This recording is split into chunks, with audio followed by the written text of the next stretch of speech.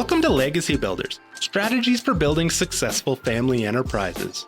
Brought to you by Beacon Family Office at Asante Financial Management Limited. I'm your host, Jorge Gagnon, Senior Wealth Advisor.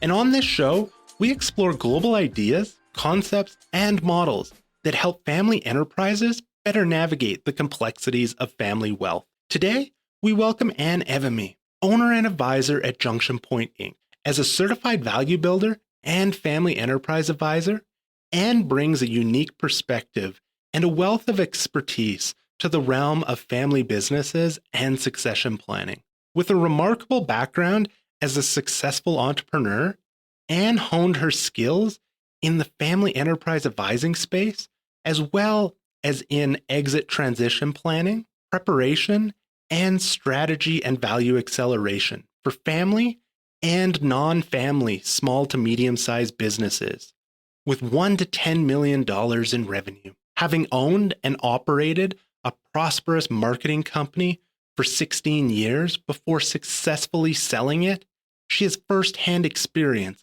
in the challenges and triumphs of entrepreneurship.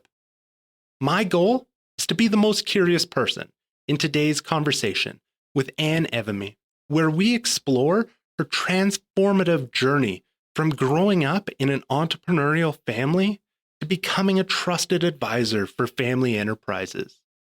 We'll dive into the pivotal experiences and insights that have shaped her holistic approach when guiding families through the intricacies of continuity and value creation, all while emphasizing the power of intentionality and adaptability. Now, let's dive in. Welcome, Ann. We're excited to have you here today to share your wealth of knowledge and experiences. Let's dive in, shall we? Absolutely. It's a pleasure to be here. And imagine you're delivering the commencement speech to the graduating class of 2024, and you have the chance to inspire them with your story. How would you begin your speech to convey the incredible lessons and expertise that you've gained along your career? Boy, how would I commence? I think the excitement of the fact that life is a journey and you can choose what your journey is going to be.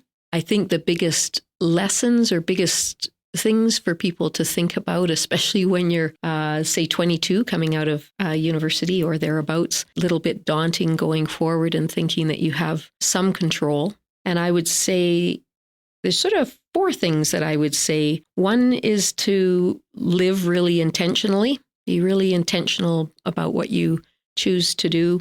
Dream big. Dreams really take you to places and give you that sense of fulfillment if some of them come true. Not all of them will, but some of them will. So dream big.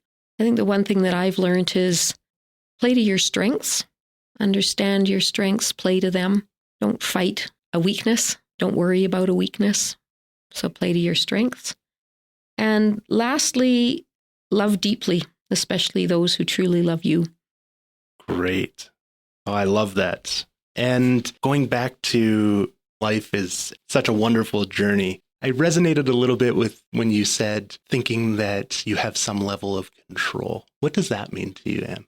Level of control? I think what it means is you might have a number of expectations that you think that you can control. And often I believe what I've found in my lifetime is some of those you can, but a lot of it you can't. And I think, as I've always said to my kids, always have a plan B, be adaptable. Doesn't mean that you have to lower your expectations or completely change your complete direction, but don't be afraid to modify and find a way forward with perhaps something that you didn't quite expect.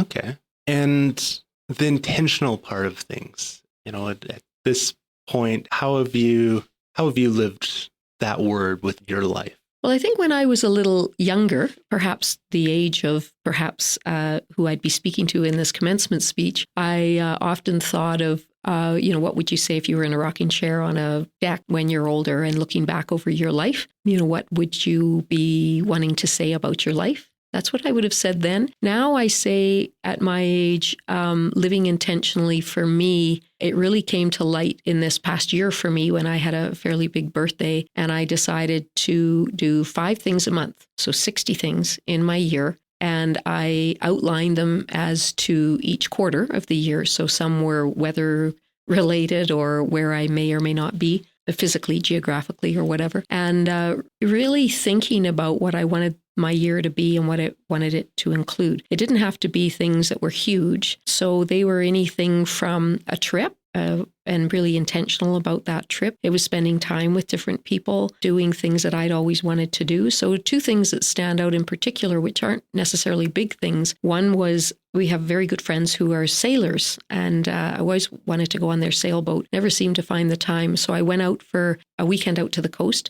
and we spent a day on their sailboat, and they made me a birthday lunch, and we had sparkling wine, and they had farmed the spotted prawns out of the bays out on Vancouver Island. So it was a beautiful, experience. So it was about them, but it was initiated by this birthday. And the second thing was finally taking piano lessons. And I do that weekly and have been doing that. So very intentional about what I wanted as far as an outcome.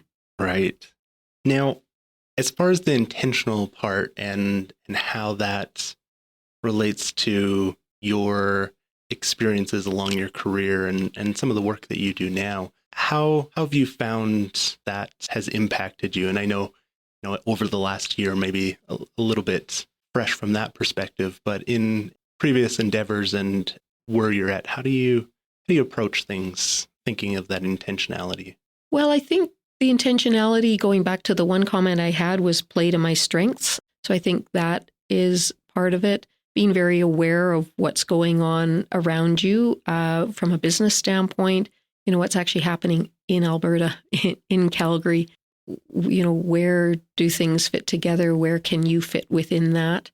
Yeah. And so I think both in business with family, particularly in the different life stages. So as a fellow FEA, we talk about the different life cycles of a family, whether it's the grandparents, the parents, the kids, whichever generation we're talking about. So being aware of where everybody sits and what the future brings and the intentionality within that and the preparedness. Now, thinking about what's going on around you, you can be very concerned about what's going on in the world. And there's a lot of scary things that happen all the time.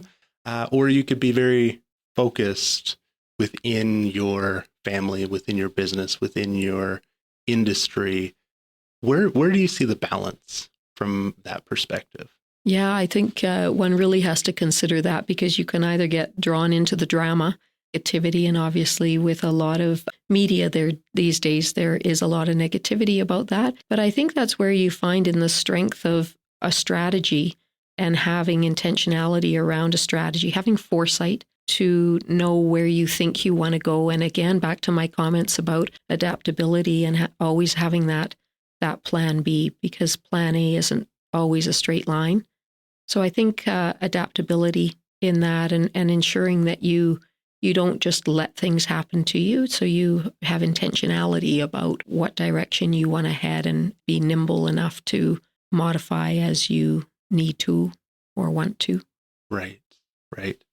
Now, going back to the playing on strengths, because a little bit that I know of your history, you've definitely taken your strengths and utilized them in different ways. How do you see entrepreneurs doing that well? Or how have you done that well through your career?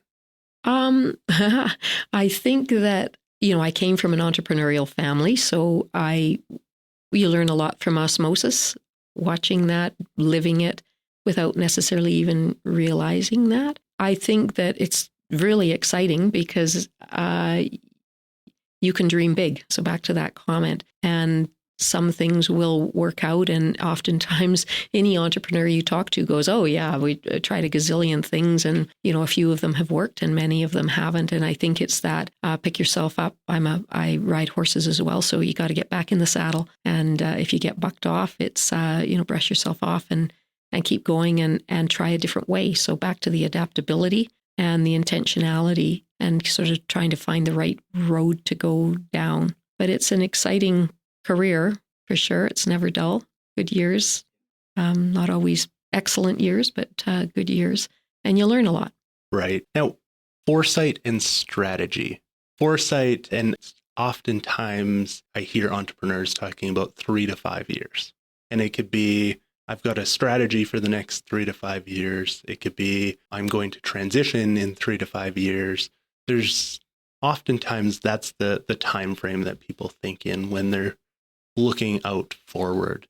How do you see the ability to have that foresight and be adaptable within that strategy and know when the time is right to either take the different road or know that maybe things are requiring change? Yeah, I mean, it can be as simple as the finances dictate that. Energy levels dictate that. Your team, your staff, your advisors, your whoever it is that are part of that. I think you do have a real honest lens. You never want to say entirely listen to your gut, but I think you have to do that to a large extent because that's what the excitement of being an entrepreneur is as well, that you can see something that others don't. And if you believe in it, you pursue it for as long as it makes sense to your capacity. And the capacity can be financial or energy or health or, any number of reasons. Right. Now, let's go back to the people around you. You mentioned your team, your advisors. When we talk about family enterprises, there can be many blurred lines of who those people are and what hat they're wearing at what time. How have you found working with advisors prior to your role now, leveraging strengths of those people around you?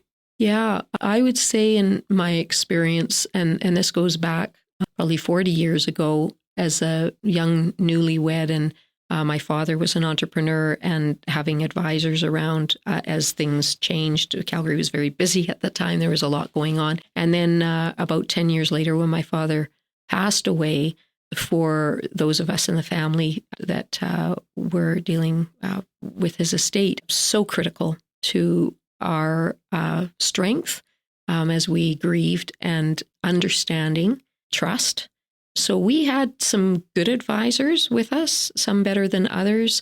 We didn't really know how to qualify or quantify what they were giving to us at that time. I certainly know a lot more now. I would suggest there was a lot of trust in getting referrals. So there was some level of multidisciplinary advising in that and having them work together.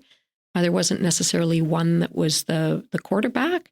I sure wish that at the time we'd known of family enterprise advisors and perhaps had an understanding of CAFE, which would have been back in the day, of how to have people have the non-fiduciary, non-financial, non-legal discussions about that. Thankfully, my mother was a very intelligent woman with a lot of foresight and was able to navigate that. So I think that was my first real exposure to advisors, and it was obviously in a tough situation, and then subsequently have been more, but super critical that you've got a group around you. I say that as somebody who needed advisors, super critical to figure out a way to get your advisors to work together. Have somebody who's kind of taking the lead, but is a really good facilitator in ensuring that you pay attention to everybody's strengths of what they're bringing to the table, and that they're looking at your situation holistically. So stepping that forward to what I do these days, I hope that that's what I can bring to the table, because I recognize how important that is for a family. It can be very confusing, especially if there's a low level of financial literacy or even legal literacy. It's very daunting for those who aren't necessarily sort of in the midst of understanding the business, perhaps, if that's what the family has an opco, or even if it's other assets, whether it's real estate or otherwise, just having the literacy to really understand what's going on, and therefore then the communication around that, which is why family enterprise is so important.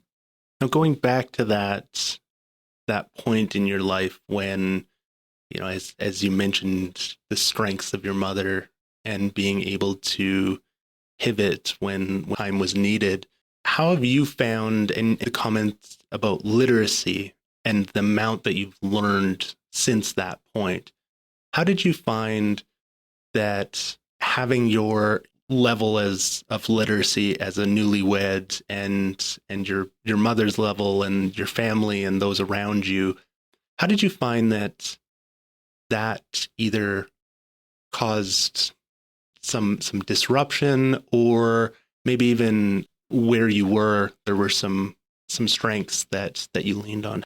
How did you find that position? Because sometimes we hear the stories where somebody passes and everything blows up and does not go right.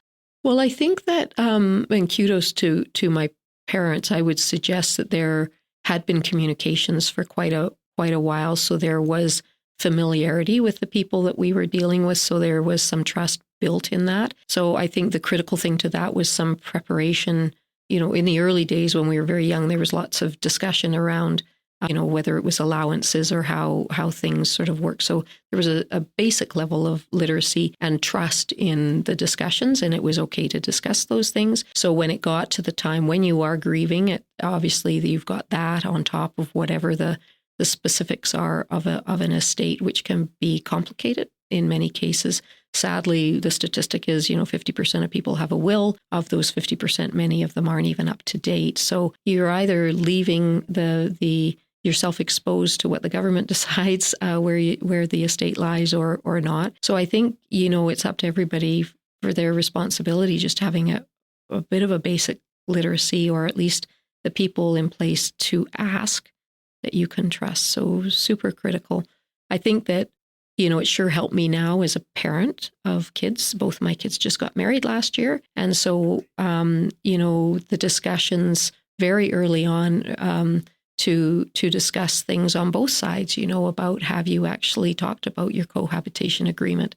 It's not just financial, but how are you going to deal with these things, and understanding how you're coming to the table to a partnership, whether it's a business partnership or a personal relationship, and really not being scared to talk about it and recognize that one may know a little bit more, but you kind of learn together. And I'm thrilled with my kids because they have learned to have one of the toughest conversations probably of their marriages at the beginning. And I'm hoping that sets them up well for discussions that they will have on their journeys. Right. Now, you made a comment of learning together, and I love the idea of learning together. How have you seen that through life? Like thinking of your kids now and where they're at, and how have you seen successful families and maybe within your own, or maybe some of the families that you've done work with, where they've successfully learned together? I think it's understanding that you include each other in your lives and your interests. So whether it be a parent bringing kids into, whether they end up ever working in your business or not is to be figured out in time, but including them in what you're doing so that you learn to have an understanding and an appreciation for their perspective of why they're at the office so much or whatever that may be. And on the flip side too, with your kids, really taking an interest on that side, because it generationally will bring you closer together, and perhaps a little bit more empathy about why your parents who were born in the 60s are different from you born in the 90s, or your grandparents born in the 30s, or whatever it is. I think it just opens the door for unity and more harmony. Right. And so, as you mentioned, those kids may not work in the business or take over the business. The conversations and where you see those beginning, or how those are conducted with families and within those businesses, how have you seen successful families or successful conversations within families as it relates to some of that transition? Well, I think they're very hard conversations. So I think there's a lot of families that can't have them or don't know how to have them, which is why facilitation really helps. So going back to what we've learned in the FEC program is the 3-circle model, which is the circle for family, one for ownership, one for business. And when they intersect, like Olympic rings, where they intersect is where the complexities happen. And so super important to kind of understand that if you're a family member and, which hat are you wearing? And if you're in family and in business, what are the things that you have to consider, the family has to consider, and even the next gen has to consider about, do I want to do this on the parent side? Are you qualified to do this? What are the questions that you have to ask in the preparation for expectations, employment policies, both for your family and for the optics from your, depending on the size of your business, the optics from your staff. But certainly, I grew up in an environment where there were 2 families in a partnership and we were the kids, and none of the 5 kids ever went into the business that the parents, the fathers were in this case. Mostly because they put into place a no nepotism, which is one way to deal with it. But, to have those discussions about that, because if you have a sparkling kid who is headed that way, how do you encourage them, not to the detriment of the others, but having those discussions. Working in the business, and as you said, your father and his partner had made these arrangements that limited participation by the kids, which might have been absolutely the best thing for the situation, or at least it was the best thing that they thought at the time. Working in the business requires, as you said, some qualifications, but there's also some qualifications of just remaining owners of that business. Mm-hmm. And so as that business passes on and maybe there still is an operating business that isn't sold, what sort of things are required from that perspective? So if there's still an operating company, you mean? Yeah. Well, I think that as far as discussions with the next gen, yeah. And I think one big one, is there somebody professional who can go into that, or do the kids actually want to be participants in that? I think that's really the bigger question. Do they have the education, the qualifications to do that? And largely the interest as well. And in what kind of time period? I think that this all boils down to, again, foresight of the leader. At what point have they got a plan for succession, and outlining that so the next generation has an idea of what that path might look like, and does that a path appeal to them? How does that affect any siblings or cousins? I mean, depending on if you're 1, 2, or 3 generation, if you're going from 2nd gen to 3rd, the cousin consortium, are there other members of the family? Are there spouses? Are there, and then, looking at your employee group as well. Is there a management appeal, management buyout, management integration, or somebody from the outside? Participation in a business doesn't have to be active. It can also be passive. So they could sit on a board. There could be an element of an opco that they have, a philanthropic arm to it. So I think it really depends on the appeal, whether you've got somebody who's really interested in that next gen to go forward.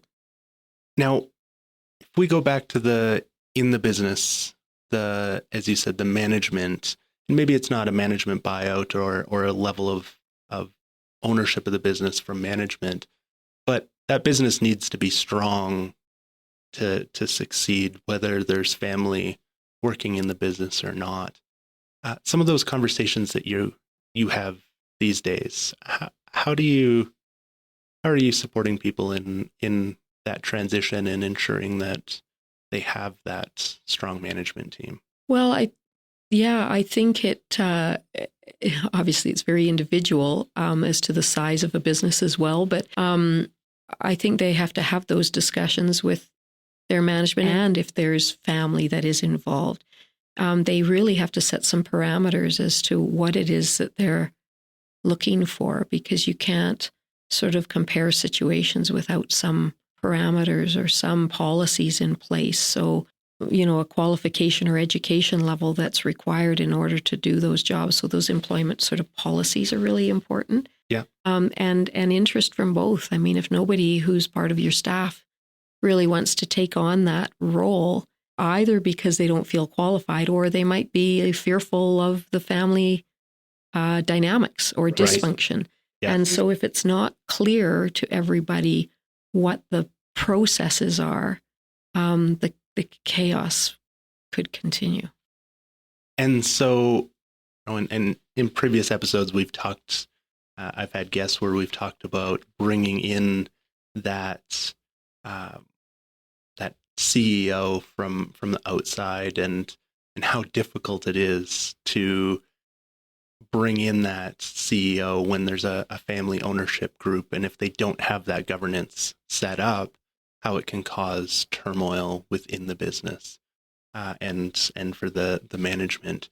And so let's talk about that struggle of releasing control, and the replacing of the CEO, be it management that somebody who is qualified, or that's worked alongside that leader, or maybe it be somebody from the outside, or maybe there's a next generation who is qualified and has interest.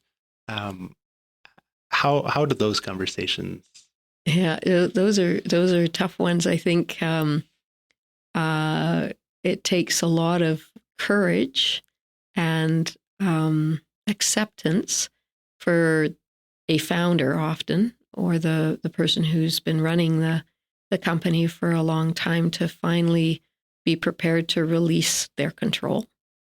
And I think that in some of the work that I do on the non-FEA side, but on the value builder side, is helping people who are considering a transition in the future, might be 3, 5, 10 years later, is to talk about what's pushing or pulling you potentially away from, and wanting to having to transition. So just all about, do you want to design your exit by default or by design? Like, do you actually want to design it?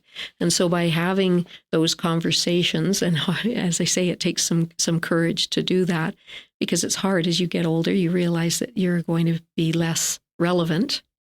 And so I think a lot of people struggle with that. And so if you don't deal with that, then the next people who are coming up, you might not have the right perspective on how they fit into the equation. And so if you're fighting that, then it's going to be a fight with whether it's an outside management or family. And so, and then also having that next gen or the management understand what that leader is going through. So it's a process. It's not a decision. It just has to take time, being aware of those dynamics on both sides. Now, that intentionality, as you said, by default or design, what does that do to the saleability of the business? It might not be the decision to retain that business through generations, and maybe, as you say, by default, maybe it needs to be sold. By not planning some of those aspects that you talk about, what does that do for sale? Well, I think there's two things there. I think one, it is perhaps my training. Every business should be run as if to be sold.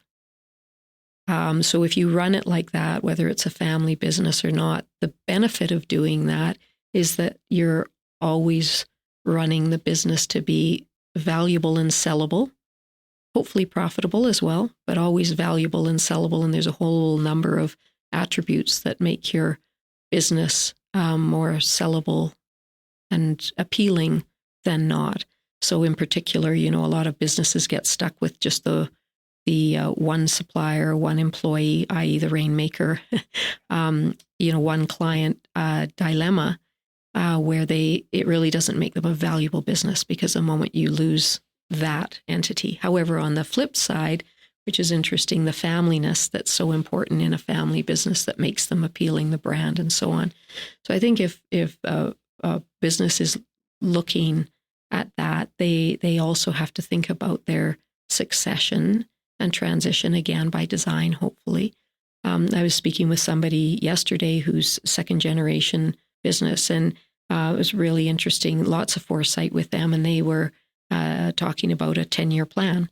So they've got, so back to my comments about a plan A and a plan B, the plan presently is, do this for this 5-year period, this for the next 5-year period, at which point they found a successor. It could be a family member or not. They could be sellable, they could not, but they're running their business to be a valuable, sellable business because it gives them options. Right. Yes. And that optionality, as you speak of, allows people to pivot when things don't go the way that they thought they were going to. Absolutely. And one thing I'll say, just from a personal standpoint, I had my business, I had 10 of us in the business, and I got approached by my largest competitor, and I wasn't for sale, wasn't even thinking about it, hadn't thought about transition, which is so many people's situation. Head down, working my business, great team and so on. And so we went down that path, and then I decided I didn't want to sell. I'd gone to my staff and said, we have these options, we keep going, these are the 3 options kind of thing. And I have somebody who's interested in buying the business.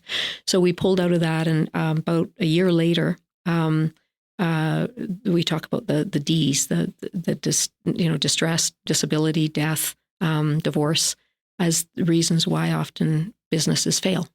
And so the year later, I had 4 of my staff with health issues, and my son with some mental health issues at the time.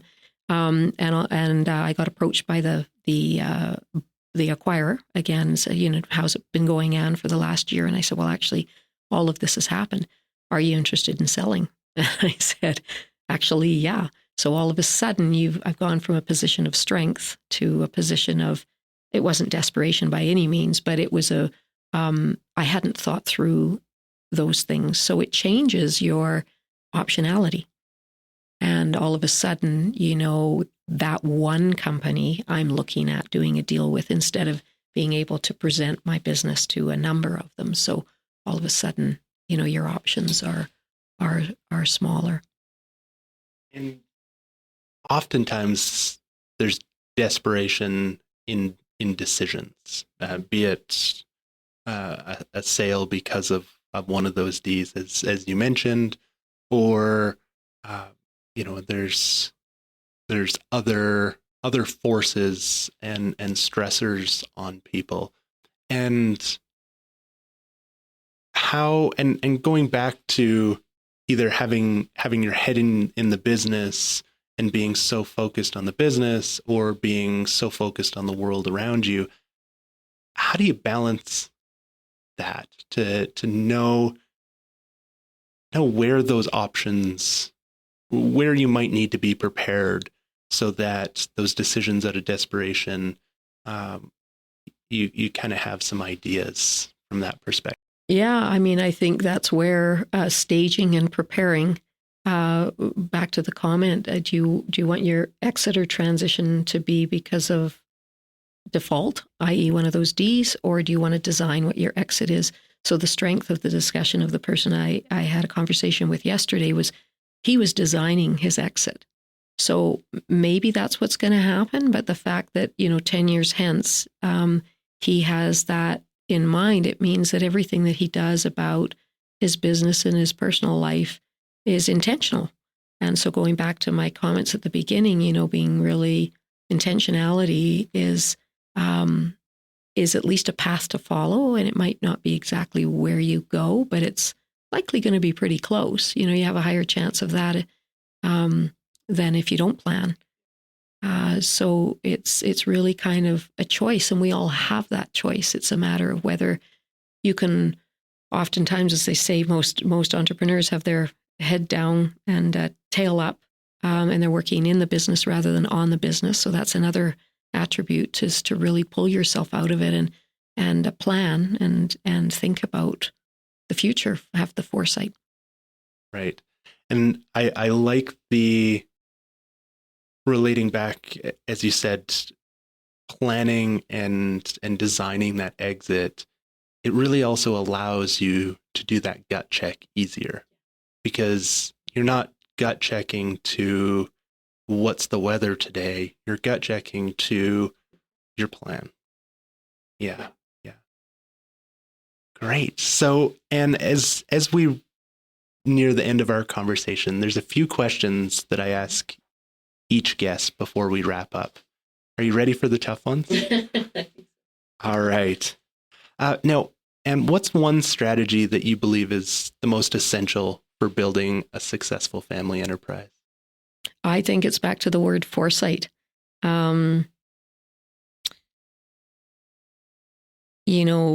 can only be understood backwards, but it must be lived forwards. So if you do the act of thinking and thinking about the future, I think it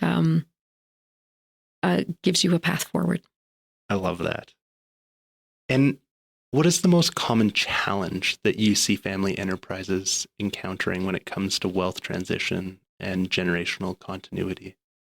Lack of thought, so lack of foresight, or putting the time to discussing the really important topics of the future. And so I think, in a nutshell, the best strategy is intentional communication. So communication is at the heart of all of this, but intentional communication and planning, where you have a family meeting, you meet about your future as a family, whatever your family includes, and having the strength and courage to pull everybody together to go this hour, or this 2 hours, or whatever. We're going to have a family meeting, and it's going to be about these matters. Everybody has a voice, don't necessarily have a vote, but everybody has a voice, and it helps to build unity for a family and identity that you're part of this family. Yeah. I love that strength and courage, because getting started, as advisors, we can say, we need to have a family meeting, but that is daunting for people who haven't developed that muscle of communicating regularly. So I love the strength and courage. Yeah. And in your experience, what are the top 3 qualities that successful family enterprise leaders possess? Well, I think just talking about communication, again, communication skills. And again, strength and courage. With that, being willing to communicate about any subjects, like nothing's off the table, with parameters, right? And sometimes that's where a trained facilitator or a good facilitator is really helpful. Again, I'm going to say foresight. I think somebody who is a bit visionary and can think to the future and not be scared of that. And then I really think for a successful family enterprise leader, it would be somebody with a real strong desire and commitment to continuity and succession, and harmony within that. I love that. Great way to make 3 out of so many great aspects there. That's perfect. Before we conclude our discussion, I'd like to highlight where can listeners engage more in the conversations that you're having, either it be you're online or some of the things that you're participating in. Sure. Yeah. First, I would say I love talking to families. I'm always keen to have a coffee. So certainly, personally, can contact me by email, LinkedIn, phone, whichever. Always happy to chat and redirect as the situation requires. But I think one of the biggest thing, I'm an FEC ambassador, so an ambassador for the Family Enterprise Canada, and think that the organization has some incredible support for business families, in particular, all generations. And I've seen it. I do participate in some of the family enterprise peer groups where you've got different family businesses, and seen some enormous support conversations where you get first or second generation, different ages, just kind of arms around each other. So I think that's a great organization to join. They are having the symposium this year at the end of May this month here in Calgary, which is fantastic because normally it's somewhere else in the country. The theme is on impact, and I just think it's a really strong community. Awesome. Great. And I wanted to make sure that we covered everything. Is there anything else that you'd like to share with our audience that we didn't get a chance to touch on? No, I know I could talk forever, but I think we've done it. Great. Awesome. Well, thank you, Anne, for taking the time to share your expertise and experiences with us today. Your insights have been incredibly valuable to me, and I'm sure they will be to our listeners as well. Great. Thank you very much. It's a pleasure. As we wrap up this episode, we invite you to reflect on the powerful insights Anne has shared about her journey and the importance of intentionality and the value of having the right advisors when navigating family business dynamics. Whether you are part of a family business or provide consulting to them, Anne's experiences underscore the significance of open communication, financial literacy, and the courage to have difficult conversations. Throughout our discussion, Anne emphasized the importance of intentionality and adaptability in both personal and professional life. She stressed the value of understanding one's strengths and being aware of the dynamic environment in which we operate. Anne's insights shed light on the challenges and opportunities entrepreneurs face when balancing their focus between internal matters and the broader world. By embracing intentionality and foresight, entrepreneurs can navigate the complexities of succession planning and create a path that aligns with their goals and the well-being of their families. For those seeking additional guidance on navigating the complexities of family business dynamics and succession planning, Anne is always eager to connect with families directly. You can reach out to her via email, LinkedIn, or phone for a chat or to discuss your specific situation. We've included Anne's contact information and additional resources in the show notes to support you on your journey. Thank you for joining me, Corey Gagnon, your host of Legacy Builders Podcast. It's my personal passion to explore with you these topics related to family wealth. If you enjoyed today's episode, you can subscribe on Spotify, Apple Podcasts, or your preferred podcast platform. And don't forget to share this episode with family, friends, and colleagues who you care about. If you'd like to help support this show, you can do so by leaving a rating and review. If you have any questions about anything shared on today's episode, or have topics you'd like us to dive deeper into in future episodes, please let us know by emailing beaconfamilyoffice@asante.com. That's beaconfamilyoffice@ASSANTE.com. Legacy Builders, Strategies for Building Successful Family Enterprises is brought to you by Beacon Family Office at Asante. Are you worried about losing what you've created and seeking ways to transition your wealth across generations?